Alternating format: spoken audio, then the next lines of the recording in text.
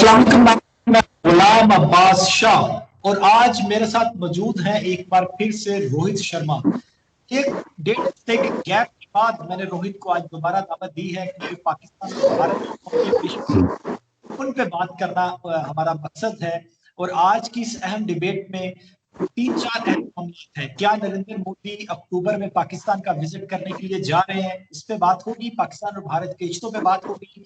Russia के वजीर खारजा पाकिस्तान का विजिट करके गए हैं रिसेंटली, उससे भारत किस तरह से देखता है। शाह महमूद कुरैशी अब जर्मनी में है, 9 साल बाद ये विजिट है, इसको किस तरीके से देखा जाए।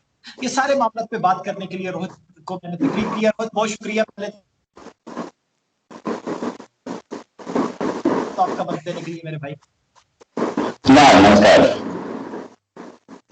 मुझे मुझे सबसे पहले एक इंतहाई अहम बात खबर डिस्कस करनी है और उसकी तफसीलात आपसे चाहिए कि एक इंतहाई सेंसिटिव मामला हुआ था भारत में। वसीम रिजवी नाम का शख्स था जिसने एक पिटीशन फाइल की थी भारत की सुप्रीम कोर्ट में, और ये कहा गया था कि कुरान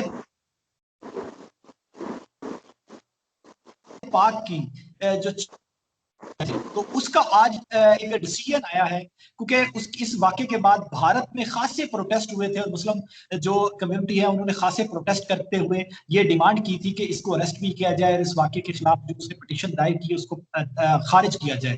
तो उसकी डिटेल्स थोड़ी सी मुझे बताइएगा कि आज भारत की सुप्रीम कोर्ट में क्या हुआ और सुप्रीम कोर्ट ने क्या फैसला दिया। देखिए, एक चीज इससे यह बात तो बहुत क्लियर होती है कि भारत की सुप्रीम कोर्ट, जिसपे राम मंदिर का जजमेंट जिस सुप्रीम कोर्ट ने दिया था, और उसके बाद पाकिस्तानी बहुत बोल रहे थे कि हमारी मस्जिद तोड़ दी गई और मंदिर बना दिया, उसके ऊपर सुप्रीम कोर्ट जो है वो हिंदुओं के फेवर में जजमेंट देती है और वो इंडिया सेक्युलर कंट्री नहीं है और वहां की कोर्ट्स भी मुसलमानों को दबाती है। इससे एक बात तो क्लियर होती है, आज सुप्रीम कोर्ट चाहती तो बोल सकती थी, क्योंकि एलिगेशन ऐसा लगा था कि ये आयतें जो हैं, ये आयतें हेट फेट फैलाती हैं। तो सुप्रीम कोर्ट बोल सकती थी यस, इन आयतों को हटा सकते हैं। सुप्रीम कोर्ट ने बोला कि नहीं, इन आयतों को हटाने की जरूरत नहीं है, आप ऐसी बकवास पिटीशंस, बकवास तो नहीं बोला, ऐसी पिटीशंस हमारे पास ना लेके आए, क्योंकि एक सेक्युलर कंट्री में आप किसी के रिलीजियस टेक्स्ट को नहीं चेंज कर सकते, कोर्ट भी बोले तो भी नहीं चेंज कर सकते, राइट। तो जहां तक बात यह है कि गवर्नमेंट किसी रिलीजन में घुसती नहीं है, कोर्ट भी नहीं घुसता है। कोर्ट ने आज फिर से एक बार डेमोन्स्ट्रेट कर दिया कि इंडिया एक सेक्युलर कंट्री है और इसके सेक्युलर क्रेडेंशियल्स है। और सेक्युलर क्रेडेंशियल्स का मतलब यह कतई नहीं होता कि किसी को हेट्रेड फैलाने की आजादी है। साथ साथ कोर्ट ने यह डेमोन्स्ट्रेट किया कि देखिए, रिलीजन अपने घर पे रखिए, आप अपना आराम से समझाइए, उससे कोई लेना देना नहीं। कोर्ट ने इसी एंगल से बताया कि आप ऐसी पिटीशन ना लाएं जो कि किसी रिलीजन को ये क्लेम करती हो कि ये हेट्रेड फैला रहा है। अब ये इसके बाद पाकिस्तान को ये बात समझ में आ जानी चाहिए कि इंडिया किस तरीके का कंट्री है और कैसी यहां पे सेक्युलरिज्म चलती है। और हमारी कोर्ट्स के राम मंदिर का जजमेंट भी इसी कोर्ट ने दिया था जिसने आज ये जजमेंट दिया है। तो रिजवी साहब खुद एक मुस्लिम, रिजवी साहब जो कि खुद एक मुस्लिम है, उनके आपने जजमेंट बता दिया। 50,000 रुपए रिजवी को, जो वसीम रिजवी नाम का शख्स है, उसको जुर्माना भी हुआ है। आगे चलता हूँ। पाकिस्तान और भारत के रिश्तों में कुछ बेहतरी इस हवाले से है कि अब उस तरीके से भड़काऊ भाषण नहीं दिए जा रहे दोनों साइडों से। और हालांकि भारत के मुख्तलिफ स्टेट्स में इलेक्शन चल रहे हैं लेकिन पाकिस्तान का कोई जिक्र नहीं हो रहा। और उसके बाद अब एक अहम मौका यह है कि अक्टूबर में सार्क इजलास होना है। अगर वो वर्चुअल नहीं होता और फिजिकली होता है, अभी तो ये डिसाइड नहीं है कि वो वर्चुअल होगा या नहीं होगा, लेकिन अगर वो फिजिकली होता है तो क्या ऐसी खबरें आ रही हैं कि ऐसे मामला शायद दोनों देशों में बैक चैनल पे चल रहे हैं कि हो सकता है सूरत हाल अगर फिजिबल रही और सूरत हाल दोनों देशों के हक में रही तो नरेंद्र मोदी अक्टूबर में इस्लामाबाद आ सकते हैं। ऐसी कोई बातचीत, ऐसी कोई खबरें आपके पास? देखिए, प्राइम मिनिस्टर मोदी का अभी तक कोई अक्टूबर का शेड्यूल विजिट नहीं है। कोरोना अभी एक बार दोबारा अपने पीक पे आया है और इस बार जो कोरोना आया है वो पिछली बार से ज्यादा डेंजरस आया है।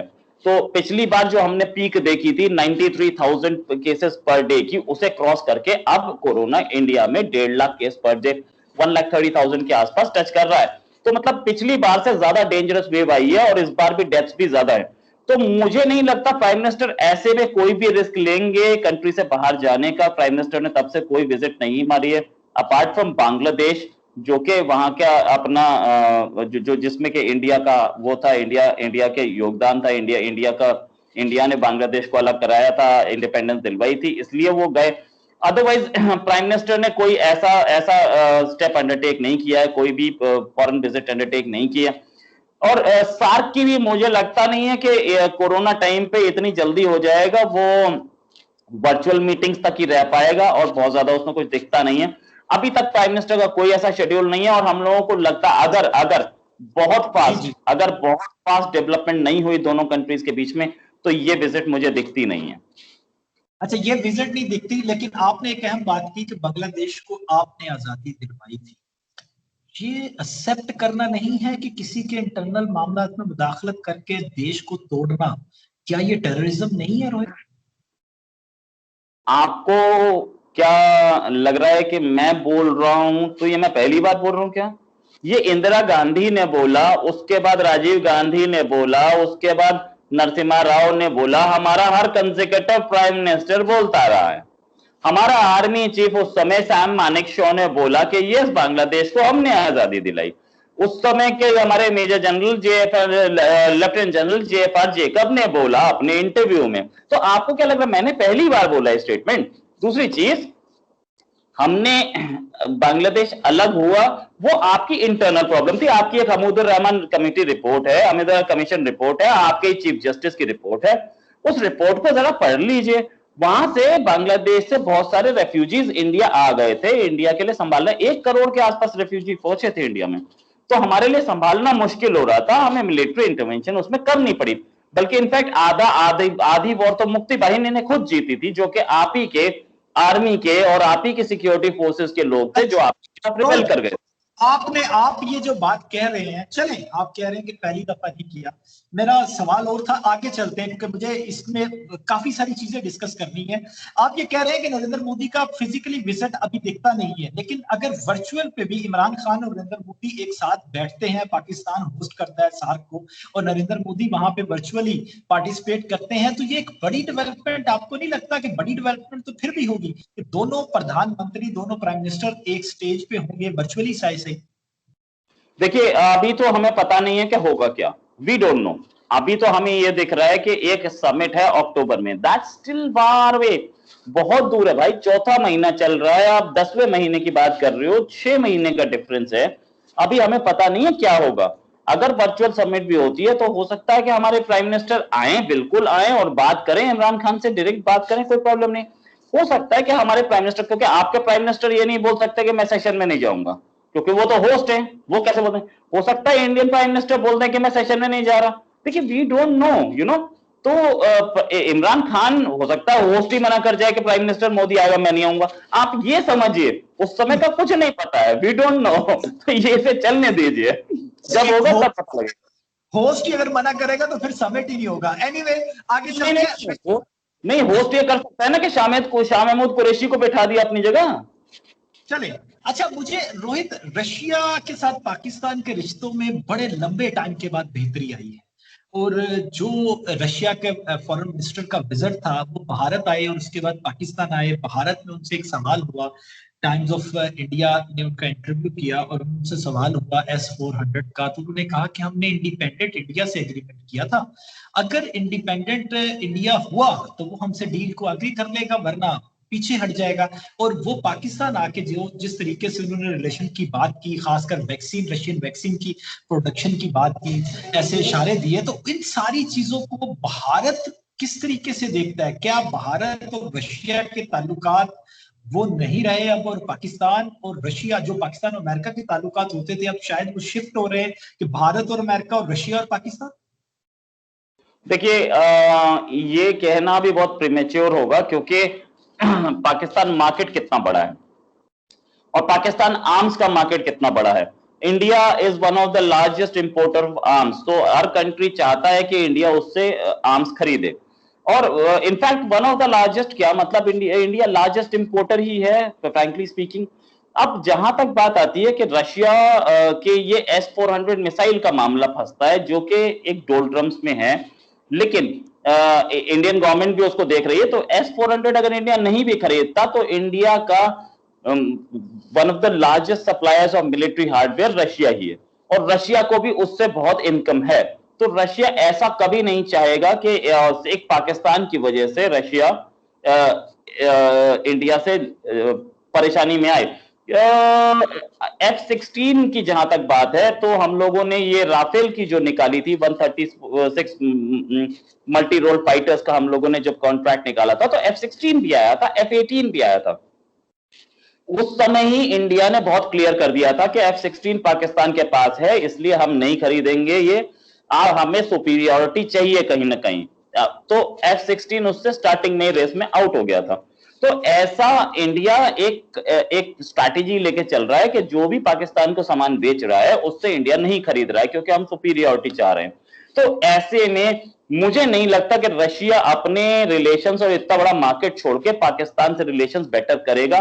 ठीक है, इंडिया को धमकी देने के लिए विजिट हो सकती है, लेकिन बहुत अच्छे रिलेशंस बनाए तो उसे भी पता है कि मिलिट्री हार्डवेयर पाकिस्तान सबसे ज्यादा चाइना से ले रहा है।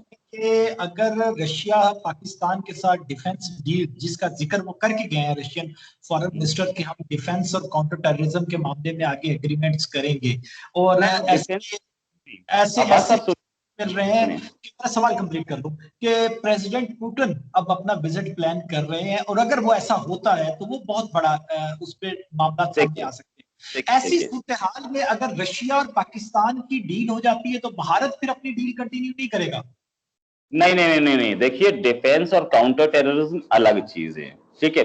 काउंटर टेररिज्म अगर वो दोनों के दोनों बात कर रहे हैं तो हमें उससे कोई प्रॉब्लम नहीं। ओनली थिंग इज कि अगर S-400 मिसाइल पाकिस्तान ने खरीद ली है तो हम नहीं खरीदेंगे। अगर सुखोई 35 पाकिस्तान ने खरीद लिया है तो हम नहीं खरीदेंगे। तो कोई भी डिफेंस प्रोडक्शन कंपनी इस चीज को नहीं चाहेगी कि इंडिया जैसा मार्केट उनसे निकल जाए। तो वो जो भी मिसाइल बेचेंगे, जैसे ब्रह्मोस है, अब वो ब्रह्मोस तो खैर इंडिया का जॉइंट वेंचर है, वो अपने दूसरी मिसाइल है, कोई लॉन्ग रेंज मिसाइल है, शॉर्ट रेंज मिसाइल है, क्रूज मिसाइल है, टैंक्स हैं, एयरक्राफ्ट हैं, सुखोई 35 है, और उनके बहुत सारे और प्लेन्स हैं। तो अगर वो बेच रहे हैं पाकिस्तान को तो इंडिया उस पर्टिकुलर चीज को नहीं खरीदेगा, और रशिया कभी नहीं चाहेगा कि ये ऐसा हो, क्योंकि पाकिस्तान का सबसे बड़ा जो सप्लायर है हार्डवेयर का वो चाइना है। उसमें इन्फिल्ट्रेट करना टफ है, क्योंकि चाइना पाकिस्तान रिलेशनशिप बहुत अच्छा है। तो ऐसे में कभी भी रशिया जितनी दोस्ती कर ले, जितने विजिट कर ले, लेकिन रशिया कभी ये नहीं चाहेगा कि इंडिया से ऐसे रिलेशंस हों कि भाई पाकिस्तान का हार्डवेयर सप्लायर है तो इंडिया नहीं लेगा।